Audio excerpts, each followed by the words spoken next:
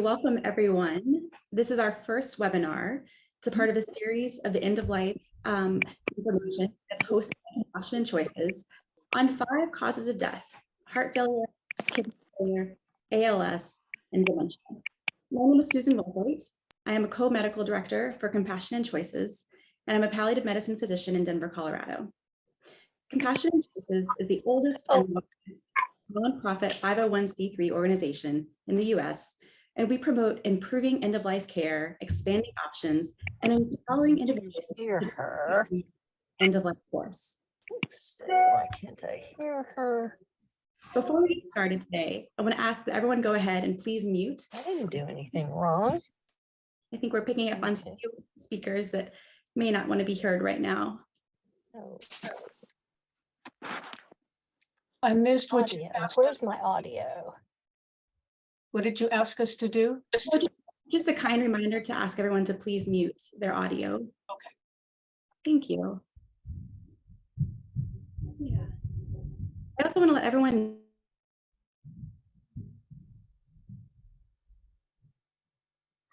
Susan, I think you're muted. Muted.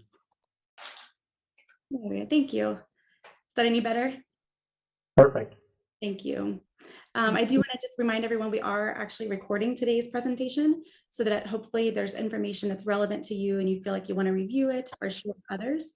We encourage you to do that. I have no idea how to turn up the audio. We also want to ask that folks please bring us your questions. This is really meant to be a conversation between us and all of you out there today. Oh, and I'm here. Look, Max.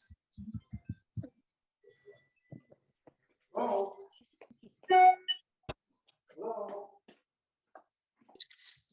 Susan, I think Susan, you're you're on muted. mute. The facilitator can mute everybody. The speaker was muted. Yeah, I'm not sure why it keeps muting me. I apologize for that. Is that any better? It kind of seems to go in and out. I can hear you just fine That's now. good. Dr. Susan, I'm going to mute everyone. So then if you could unmute yourself. Okay, absolutely. All right, folks, let's try again. Thanks everyone for your patience. I know technology has its benefits and its burdens, but it's brought us here together today. And I'm so grateful that everyone has taken the time to talk about heart failure at the end of life.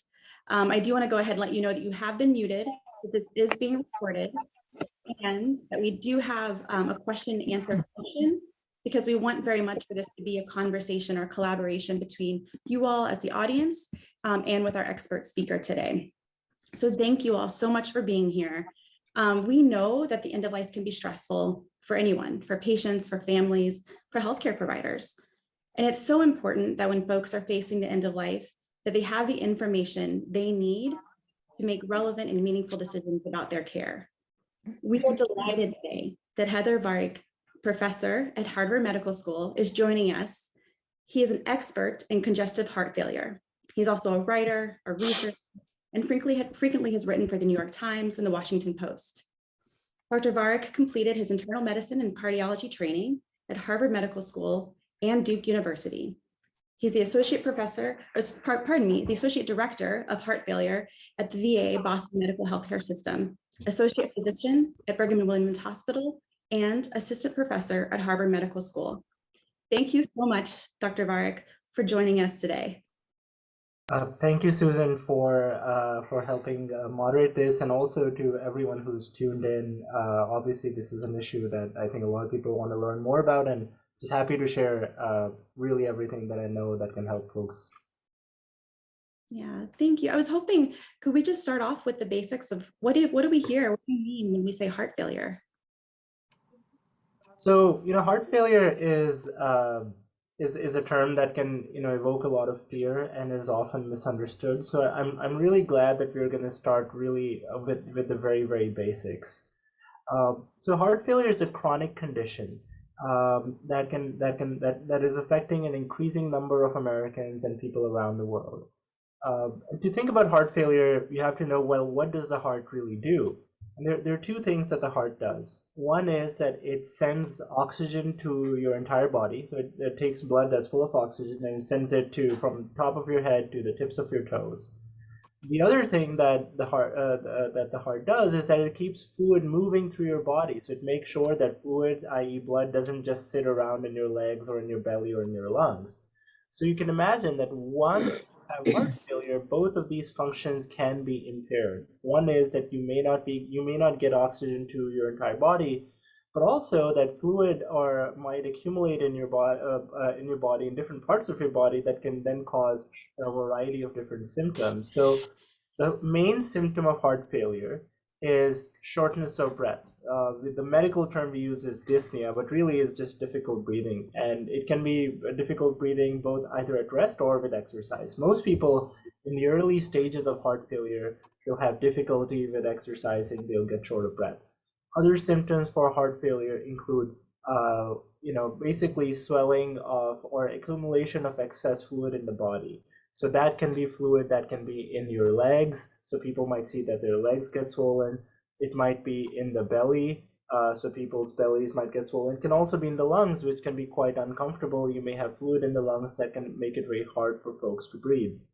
There are other symptoms as well, including some people lose their appetite because they have fluid in their belly. Some people can have momentary moments of confusion. Other symptoms can include, and then in its more advanced forms, it can have really other symptoms such as people start to actually lose muscle mass, lose weight, can have low blood pressures, can be dizzy or lightheaded. But for the most part, I think the two main symptoms that most people experience, just to reiterate, is difficult breathing and then swelling or accumulation of extra fluid in the body, in the legs, in the belly, or in the lungs. Thank you. The one other thing I will say is that heart failure comes in two big categories. One is a category in which the pumping function of the heart is reduced. So what does that mean? In medicine, we use a lot of jargon. I'm trying to avoid it, but I also want to share some of these terms because I think it's good information for listeners so that they have a sense of what's being communicated. So as I mentioned, the primary function of the heart is to pump blood. And the way that we assess that is through this number called ejection fraction. So what that means is that how much percentage of blood is sent forward by the heart with every beat. A normal number is 55% or higher. It's not 100%, it's 55% or higher. And so there can be two major forms of heart failure. One in which the ejection fraction is low. So the pumping function of the heart is impaired. And you can kind of see it in the heart, instead of doing this, is kind of doing this. It's not really squeezing all that well. And the other form of heart failure, which is actually becoming more common, especially amongst older adults, is in which the pumping function looks fine, but the heart has become stiff over time. So this form of heart failure is called heart failure with preserved or normal ejection fraction, while the other form in which the heart function is reduced is called heart failure with reduced ejection fraction. So those are some of the basics of heart failure. Thank you for that. This meeting is being recorded. Excuse me. Thank you again. I hear a lot from patients in the earlier stages of heart failure that they're surprised to hear they have a diagnosis that includes the word failure. And that's alarming, that can be and so I was wondering if you could talk a little bit about the progression of the disease and how some folks maybe earlier don't have heart shortness of breath, maybe don't have this spoke up. Absolutely. So as I said, heart failure is a chronic condition.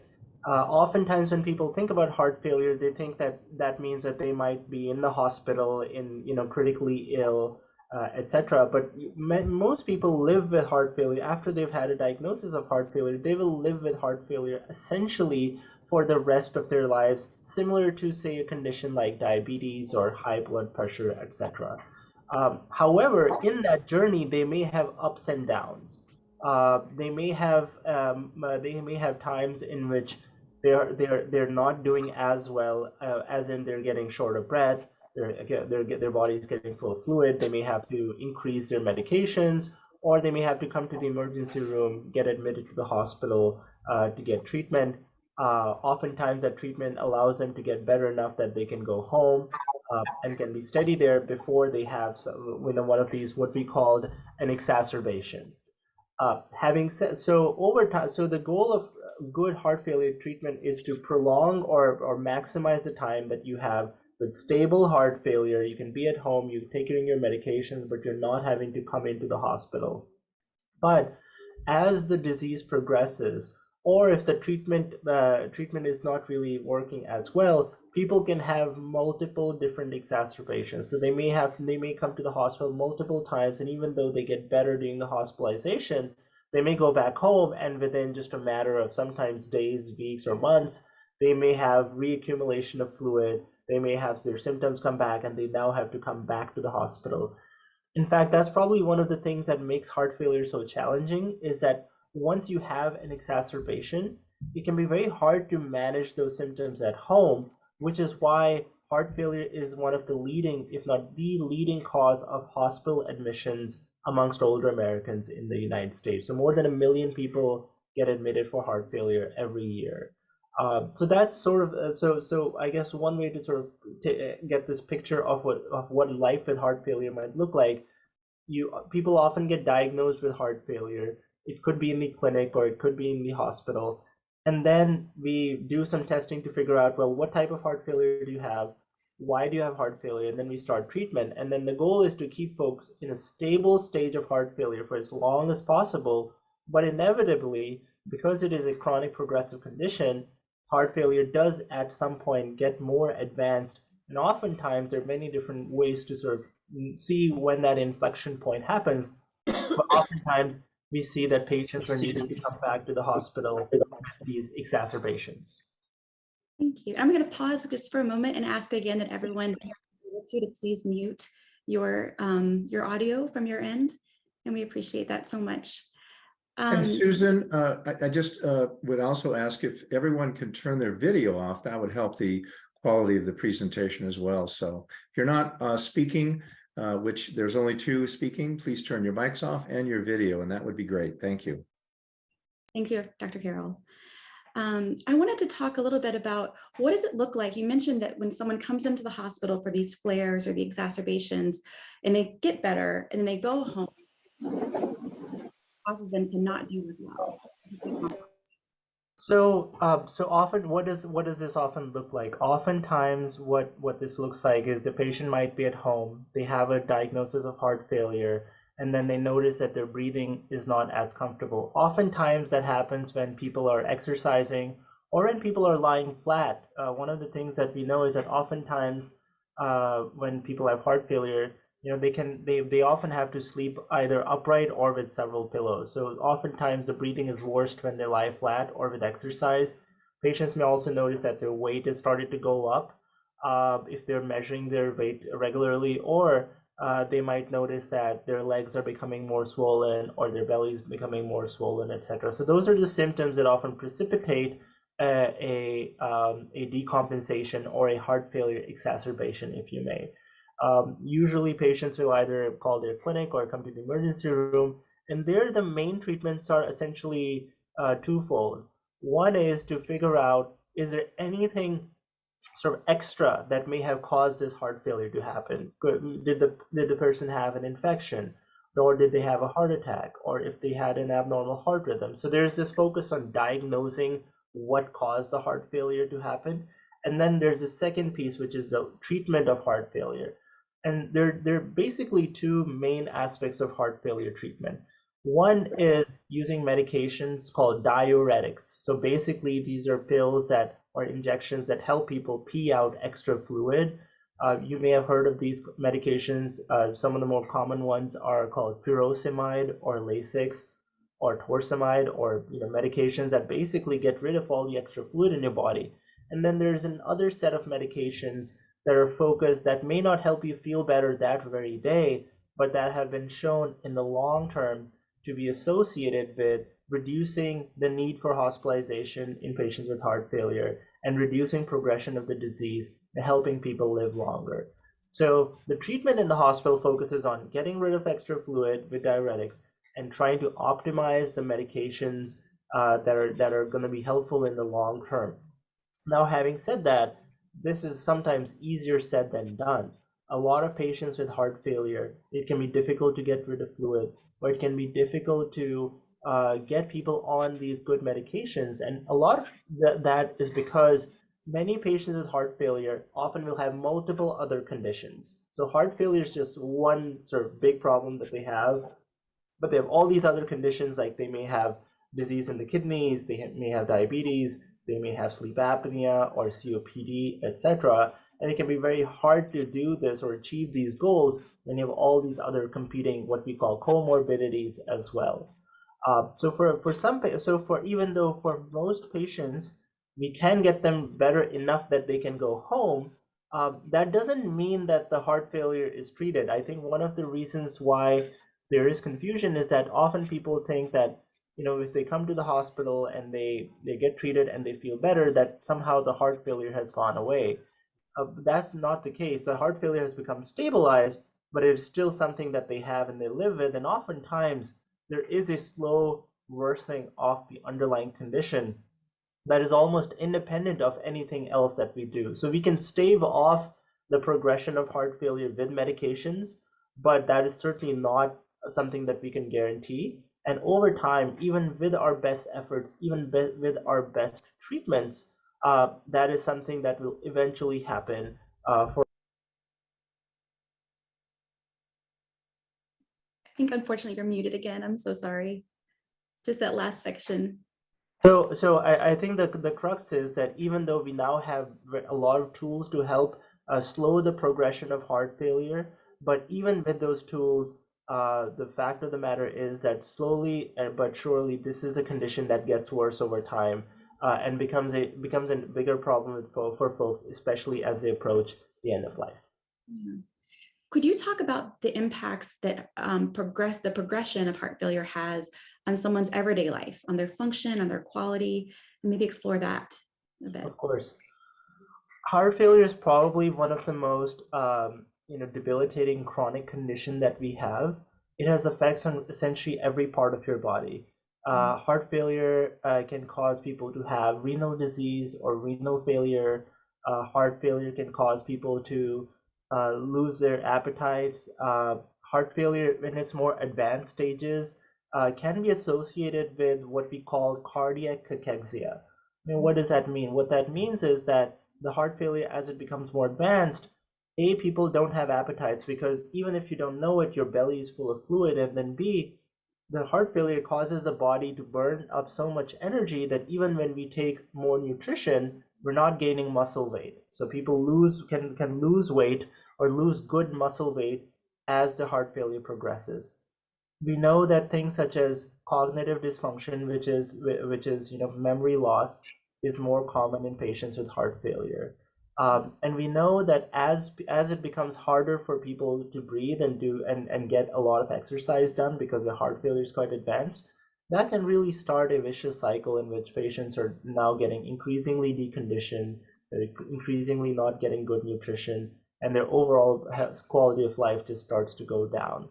So, I mean, that's one of the reasons why it's important to really diagnose heart failure early and treat it aggressively in the early stages, but it is also important to understand when the disease becomes more advanced and when our overall thinking of the disease may have to change. Mm-hmm.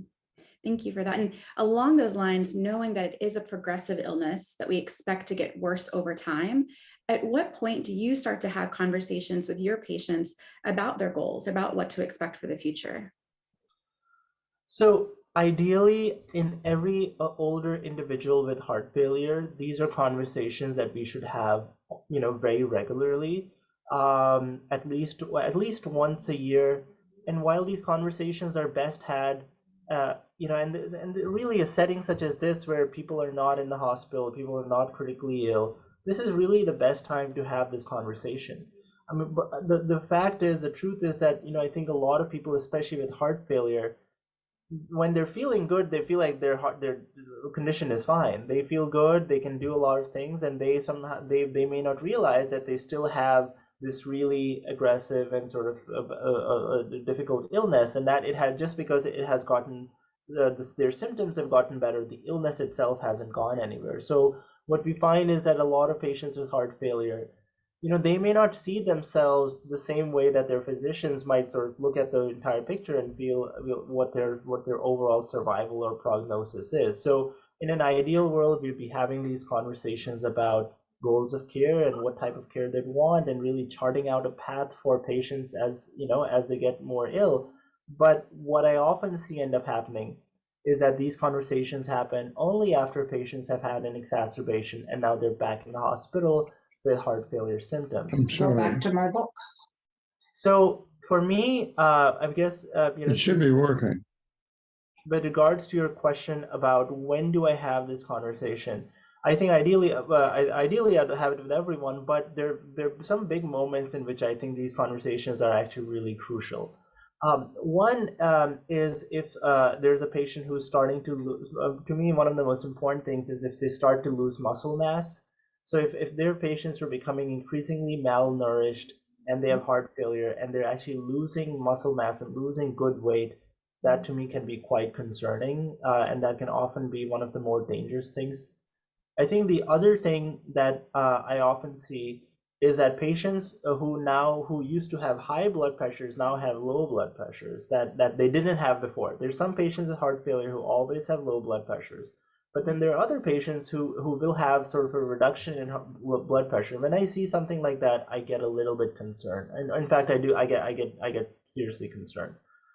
I think the third thing that makes me concerned is that if there are other organs in addition to the heart that are now becoming affected. So, for example, if you have had heart failure, but now let's say that you were having issues with your liver, now you're having renal failure, or that the lungs are not working as well, or that the brain is not getting enough blood. When I see these other sort of constellation of other symptoms as well, or other organs start to get involved in addition to the heart failure, to me, that's another trigger for, I think we need to have some serious conversations.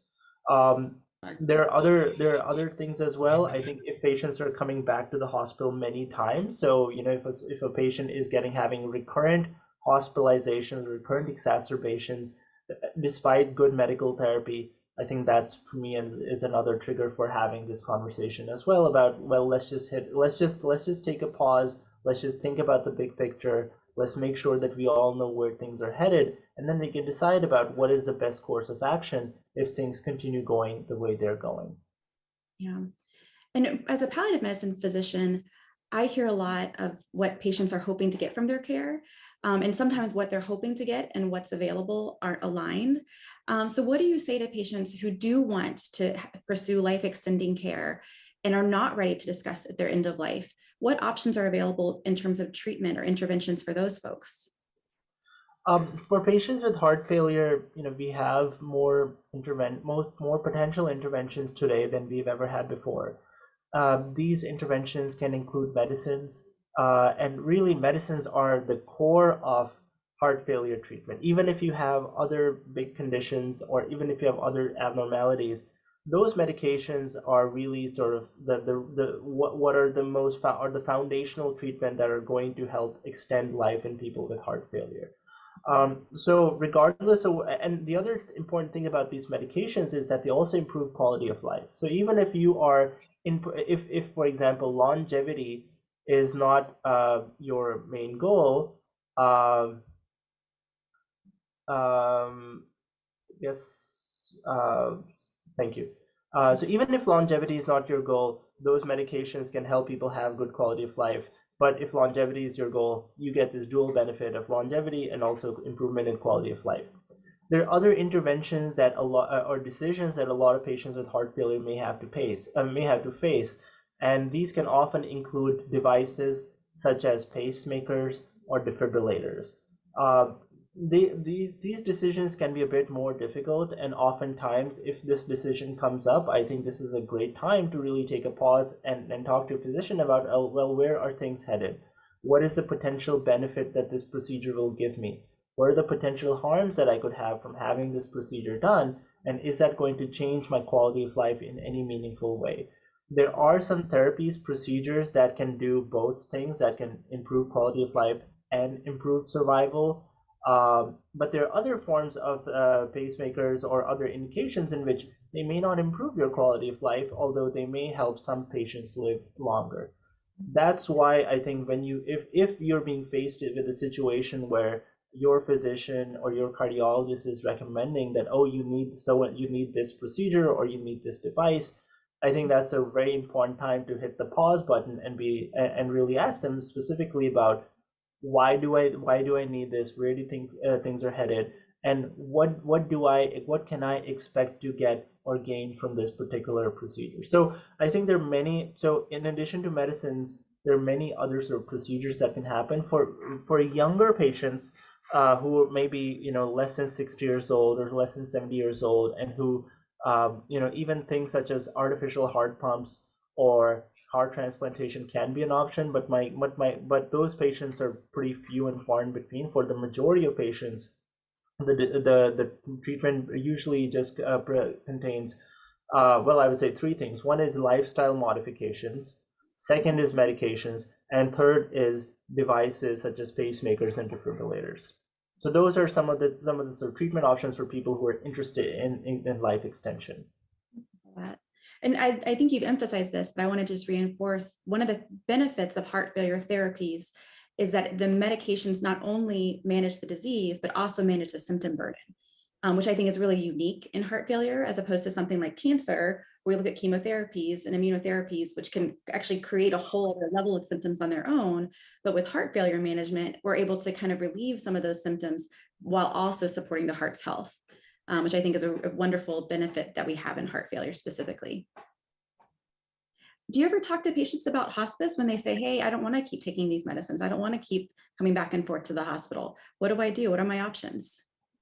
Absolutely. So, my guess is that this is a very savvy audience, but just to reiterate what hospice is a service that is covered by Medicare and insurers for patients with a serious illness with an expected survival of about 6 months. People can stay in hospice for up to 2 years, but the idea is that it is really for patients who are essentially at the end of life. And hospice is mostly provided at home, so you'll have a team of nurses, social workers who will see you at home and who will basically set up care in a way that you can stay at home and not have to come back to the hospital.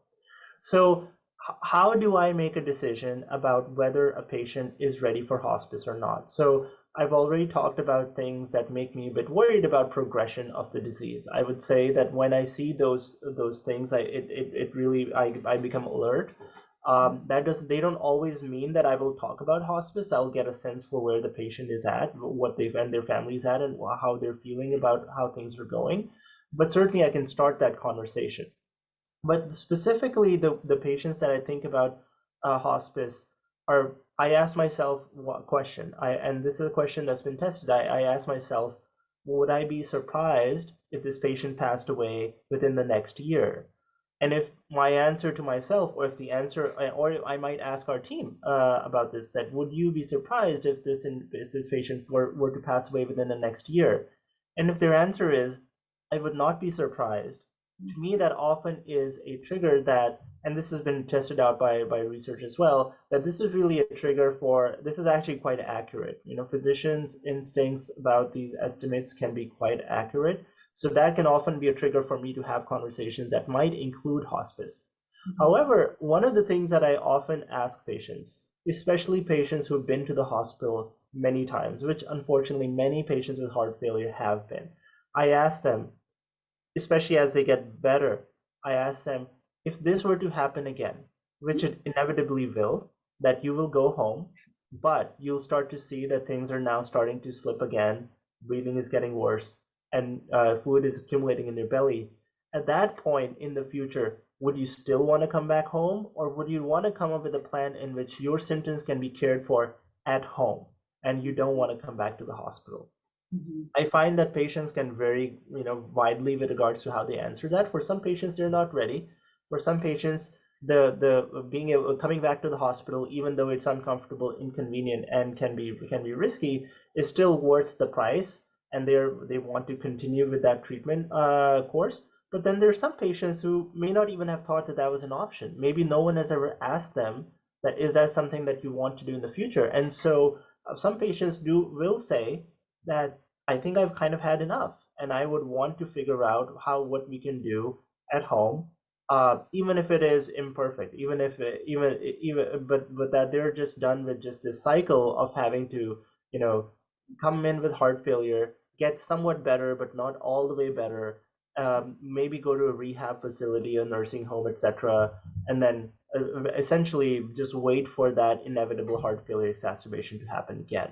So I would say that oftentimes I think that patients themselves have this feeling that they've kind of had enough, but that I think a lot of physicians may not ask that question. They may feel that a patient may misconstrue why they're asking that question, or they may feel that somehow that they're losing this sort of battle against heart failure, even though it is a condition that is progressive. And so there can be many reasons why physicians themselves might not prompt.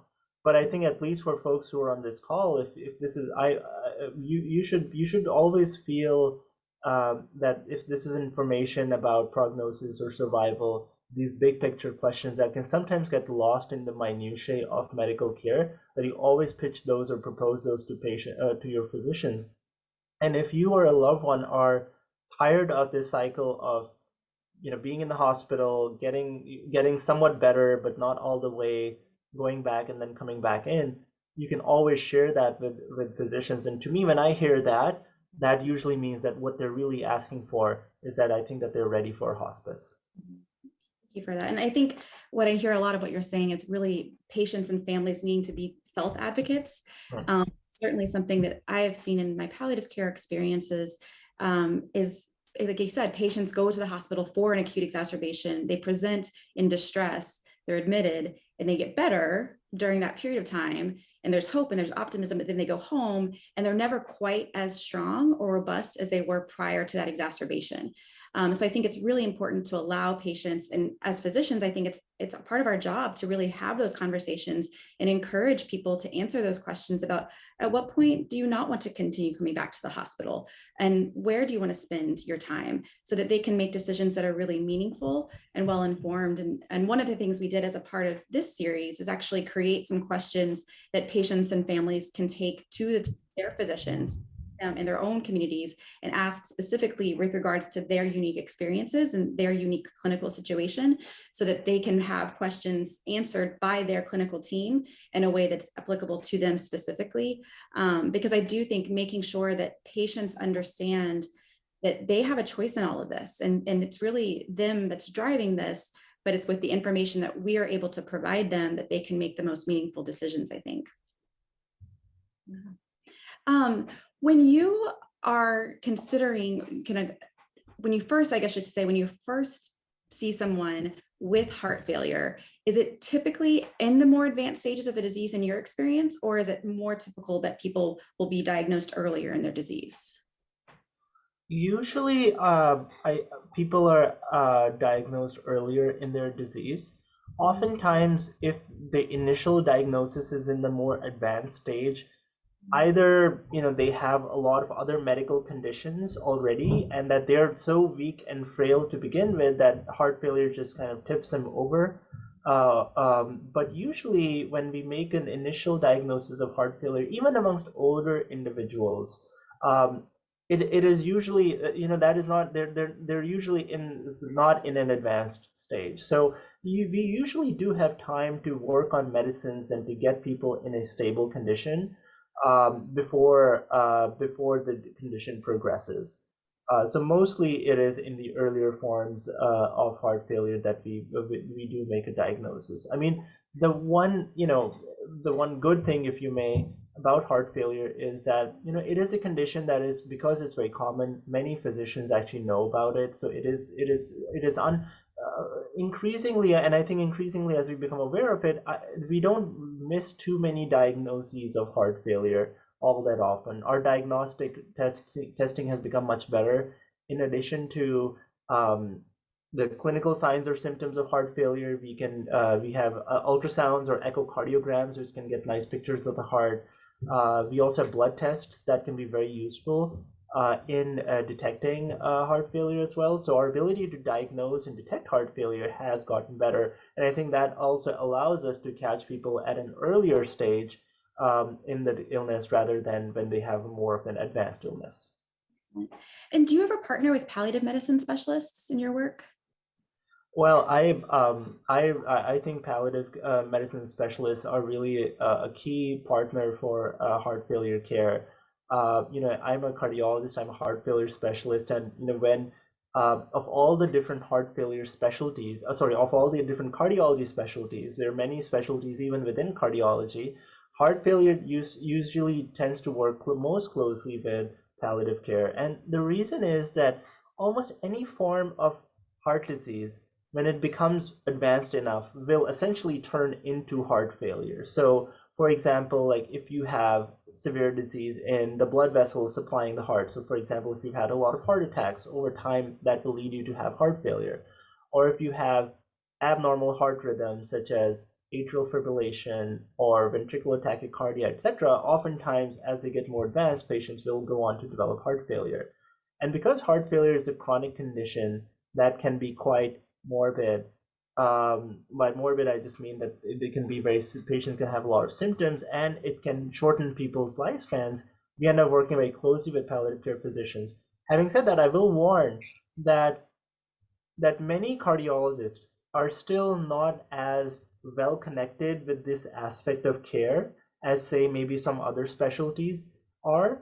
And so I think that is why I think a forum like this is helpful, because again, like Dr. Philhoit mentioned, patients sometimes have to be more and their families have to advocate for themselves and may have to advocate for a palliative approach or having a palliative care physician see them, because again, I think as a specialty, cardiology has not become that well integrated with palliative care. Me personally, I work very closely with palliative care. I believe it is very critical and important to everything that we do. But again, that may not be how the cardiologist that you might see or that your loved one might see, they may not feel that as strongly about that. So I would encourage you all that the other thing I will say is that if you're that there is no, you can never be too early for palliative care. Palliative care doesn't just mean that your mom or your dad or you will end up going to hospice. Palliative care is a specialty that is excellent for any patient with a serious illness. So if you're an older individual, or if you're an older adult and if you have heart failure, you already have a serious illness, and so having palliative care, seeing palliative care can be helpful just for managing your symptoms, just for getting a better sense for what the journey with heart failure might look like, and making sure that the care that you get is the care that you want or that your loved one wants. So I would say that for folks on this call, really there, if ever you are in the hospital and if you have heart failure, don't feel scared of palliative care. They, just because you have palliative care sees you does not mean that you're going to go to hospice, or does not mean that you're in the last days or weeks of your life. But palliative care is a specialty that emphasizes quality of life, and that can happen at any stage of your illness. And because heart failure is a serious illness, really at every stage, palliative care can be useful, especially if you're in a place or in a setting where you feel like your primary physicians are not really thinking on those lines, or they're not attuned to palliative care principles. That's a beautiful description of palliative medicine, and I'm thankful on behalf of my field to you and the work that you do for advocating for early access to palliative medicine. Just again, to reinforce that, I think the beauty of palliative medicine and having that collaboration between the patient and the medical team really allows for patient-centered care in the truest meaning of that word. I know it's a kind of a buzz term right now, but as palliative medicine specialists, we aim to really advocate for the patient's voice in all of these decisions. And so I would encourage anyone on the Zoom meeting to really be intentional about anytime they're faced with a choice in medicine, in their healthcare decisions, if they're feeling as though they're not getting the information they need, or there's confusion about what the options look like, the benefits and the burdens, it can be really helpful to ask for a palliative medicine consultant to come in and sit down with you and your loved ones so that you can make choices, whatever they may be, because they are your choices, to really reflect your care. knowing that our choices change over time, because there's folks that I worked with in a CHF clinic, a heart failure clinic, that early in the course, they're very wanting to pursue life extending care and mitigate any disease burden, versus other folks that are well into their illness. They're ready to say, hey, I want to transition now to the end of life and focus on my end of life options. So I think being able to have those conversations and being able to really elevate the patient's voice is really critical when we're facing chronic progressive illness like heart failure. I was wondering if it's okay, I'd love to go and move on to some of the questions. It looks as though there's some questions in the chat as well as in the Q&A. So maybe I can start, I'll try to, we'll see. Some of them may have already been discussed, but specifically, here's a question from Aaron.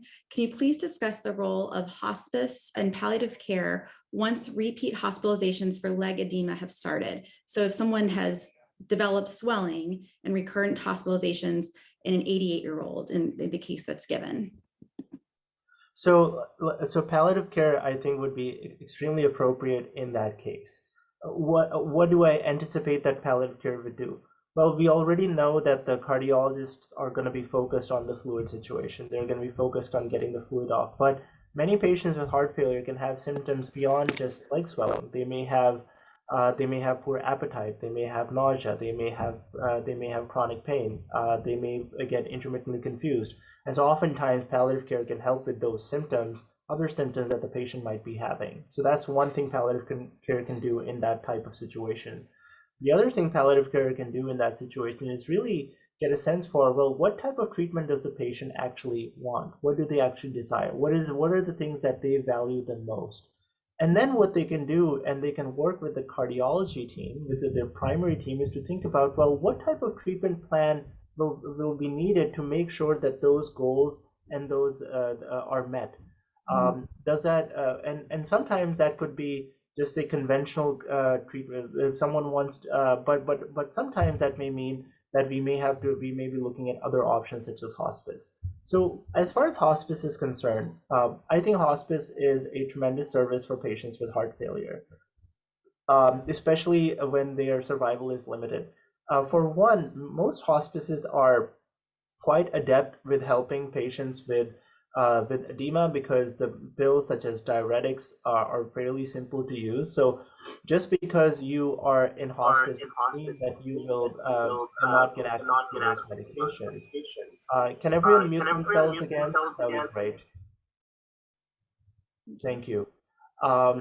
The other thing is that hospice provides patients the best opportunity for them to spend their end of life at home. Oftentimes, a more conventional approach to heart failure, which requires patients coming back to the hospital again and again, and they have exacerbations, oftentimes it can take time away from the hospital, and oftentimes patients can get so sick, or they may require so much intensive care that their pathway back to home becomes quite hard. So for patients who want to die at home, who want to spend their last days and last moments at home, I think that engaging palliative care early is really, really important. And if hospice is appropriate, that might be the right option for many patients. Hospice can be provided in an inpatient facility as well, so not all hospice is provided at home. So there can be some middle ground option as well for some patients who may be, for example, they may be too sick to be at home, they may have too many symptoms, they may have more nursing needs. So these are patients who could, for example, get hospice care, but in an inpatient facility, or either in a standalone hospice or in some type of nursing facility as well. Thank you. And Aaron, you also asked about what the conversation can sound like, and I'll direct you back to, and I hope we can put up the link to the PDF in the chat perhaps. If not, we can absolutely email it to folks afterwards too. But we do have a list of questions that can help facilitate the conversations that patients and loved ones can have with their physicians. And so we wanted to provide that to you and to the audience so that you can have a little bit more of a command of how to ask these questions and how to initiate these conversations. Let's see. So Richard's talking about the exacerbation of symptoms. How does the medical community address a conversation of curative versus palliative in heart failure patients? So, the fact of the matter is that once you have advanced forms of disease, advanced forms of heart failure, and if you're not a candidate for a mechanical pump or a heart transplant, which is essentially almost everyone above the age of 70, and if you have heart failure, you're not gonna get one of those sort of definitive of those big surgical treatments. So really, if you come to think of it, most of the care that we're delivering at that point is focused on medications. There are a few procedures, but again, outside of maybe a couple, none of them can offer a sort of dramatic sort of reversal of fortune. So most of the conventional treatment for heart failure in patients with severe forms of heart failure is in fact palliative treatment, because that is treatment that is focused on improving their quality of life, and may not actually improve their lifespan.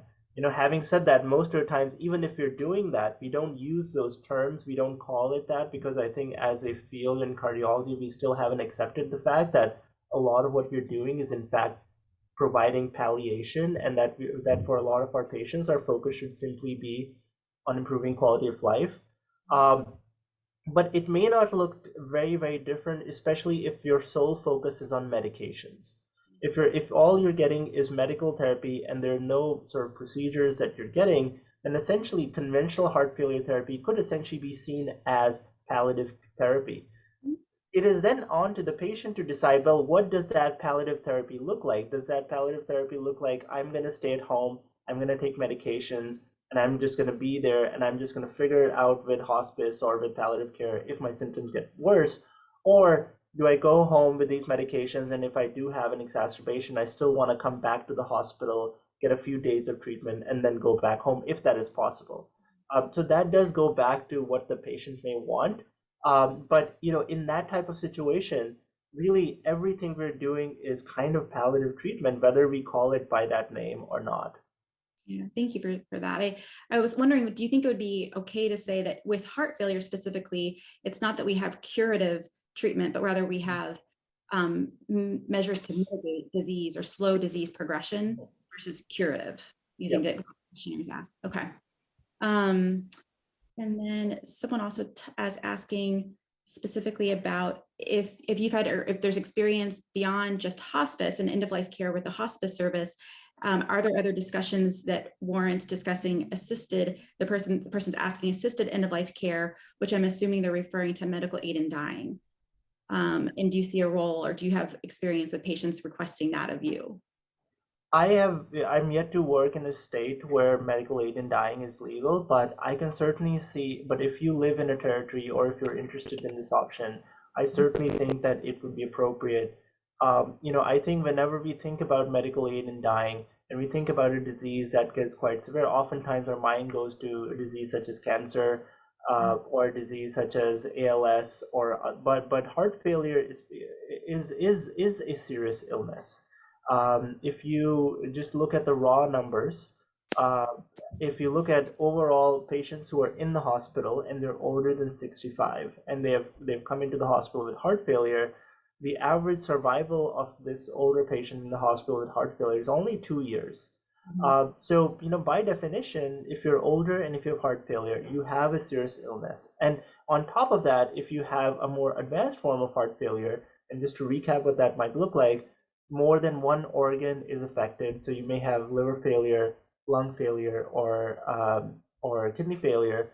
If you're starting to not be able to tolerate heart failure medications and your blood pressure is dropping, if you're losing muscle mass despite eating adequately, and if you're coming back to the hospital again and again, if you are in that type of setting, and if you go to a physician and they feel like your survival is less than 6 months, so i.e. you're hospice eligible, in that particular state, based on those rules, you might be eligible for medical aid in dying.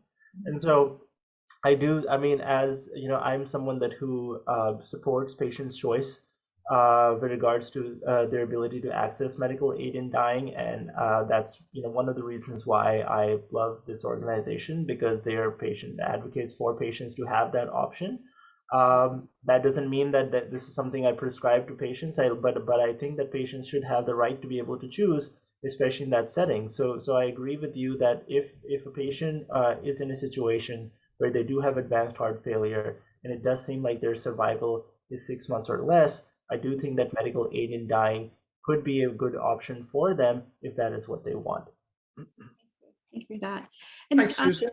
yeah, sorry.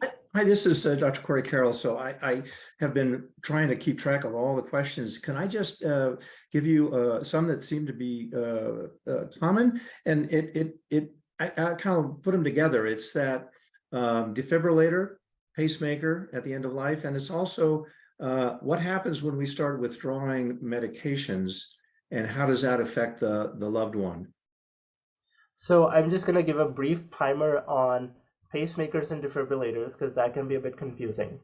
So a pacemaker is a device that essentially is a treatment for slow heart rate. So if your heart rate is slow, so if your heart rate goes down, and if you have, especially if you have other symptoms such as you get dizzy, you get lightheaded, you faint, a pacemaker ensures that your heart rate never goes below a certain level. That is, a pacemaker is not a treatment for heart failure, but oftentimes patients with heart failure may have slow heart rates. A pacemaker might be prescribed.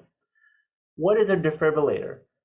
Patients who have heart failure are at high risk for having fast heart rates that essentially that are so fast that they can cause the heart to be at standstill. This is essentially, they're called ventricular tachycardia, ventricular fibrillation, and they're one of the common reasons why people have cardiac arrest. That's why people get CPR.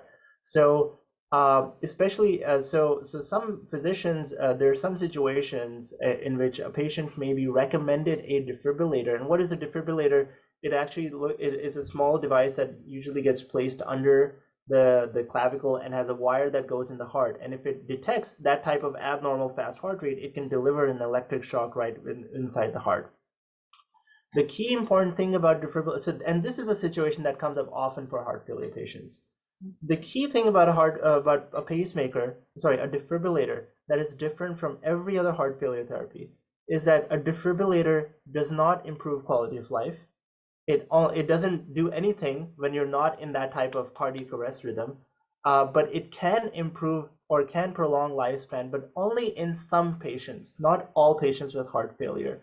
So if you are someone who is being recommended a defibrillator, I would ask very strong questions or sort of important questions about what is what exact benefit does the physician expect.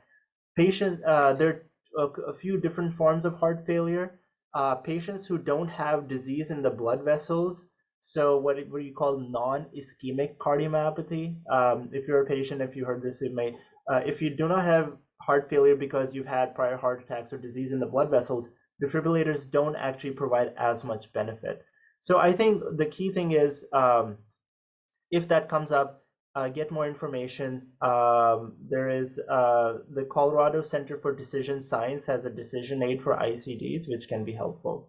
And then as far as taking away medications is concerned, so oftentimes the situation is thus that a patient may have either worsening renal function, so bad kidney function, or they may have low blood pressures. The heart failure therapies that we usually give often will reduce the blood pressure or will affect kidneys. And so in that setting, we cannot give the usual therapies that we usually do. In that situation, I think the reality is that often is a sign that the underlying illness is progressing, either because the kidneys are not working or that the body is unable to maintain a normal blood pressure. And we know that as these medications are taken away, the heart function can get worse and the patient's prognosis does get affected. So if you are in that situation where medications are being taken away because the patient is unable to tolerate them or they're unable to use those medications, I think that is something that is concerning and should warrant a conversation about where things are headed. Thank you. And Dr. Carroll, were there other questions that you picked up on in the chat? This is a wonderful presentation that covers, I think, so many areas that we're going to be stuck with. But I'm pretty sure we covered the big topics. There's a lot that were asked specific, such on amyloid, and I really appreciate your handling of the pacemaker defibrillator. The key thing I think I saw a lot was just the utilization of hospice and palliative care, and making sure there are folks that are saying we need to use these systems more often and quicker in the disease process. So thanks for covering that. But to try to go through everything, I don't know if we can. And we're at 6 minutes left. Yeah. Go ahead. I feel like you're going to say something. Please. I was going to talk about, I think amyloidosis is going to be an issue that more and more of our audience will see. Amyloidosis is essentially a chronic condition that is very common as we get older. Many patients as we get older, especially in our 8th or 9th decade, might get diagnosed with amyloid. We do now have treatments, but I think the key thing with those treatments is that they don't reverse the disease. They do slow down progression of the disease, but it takes them a couple of years to even have that slow down effect as well. So, and these medications can be quite expensive. So I think amyloid is a condition that I think more and more Americans are going to see because we're going to live longer and because we're looking for amyloid more often. But I think the key thing to realize there is that amyloid is a progressive disease. We don't have treatments that reverse the disease. The current existing treatments can slow down the progression, but it still takes it a couple of years for that to happen as well. And I'm just going to reiterate something Dr. Parekh said was the prognosis. There are questions about, well, doctors aren't really that good at prognosing and letting folks know, and are also unwilling to talk about it. But if you'd reiterate what you said about, would you be surprised if, I think that's a good topic for patients to actually ask their doctors, for loved ones to ask in situations where how much longer is there, rather than, or ask the question of surprise. So just to reiterate, this is called the surprise question, and at least in palliative care, this is something that palliative care physicians use very often, and we have data that this is a question that actually works quite well, not just in cancer and other conditions, but also in heart failure.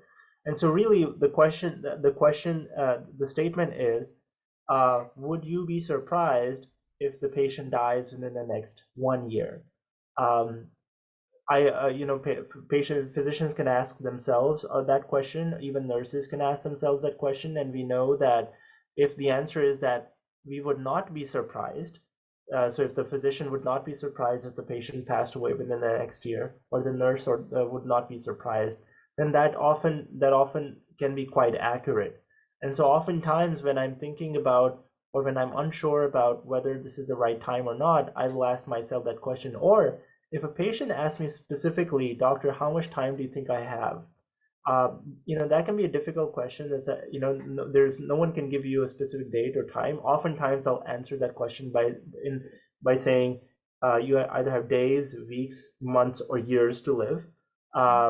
But I will often turn this back and say that, this is the way I think about this is, would I be surprised if, I got a phone call within the next year that you or your mother has passed away? Would I be surprised?